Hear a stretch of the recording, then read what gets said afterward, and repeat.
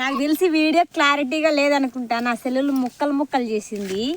ఏం చేద్దాం, పైసా అధికం లేదు, మళ్ళీ ఈ సెల్లుకి 2000 పెట్టేదిలే అని గమ్మున అలానే మెయింటైన్ చేస్తున్నాను. ఇంకా ఒక విషయం ఏంటంటే, టీటీసీ చదివి డిఎస్సికి ఎందుకు ప్రిపేర్ కాలేదు అని క్వశ్చన్ తీస్తున్నారు కదా. దానికి కారణం ఏంటంటే, ఈ పిల్లలకి ముడ్డి గడగనే సగం టైం సరిపోతుంది.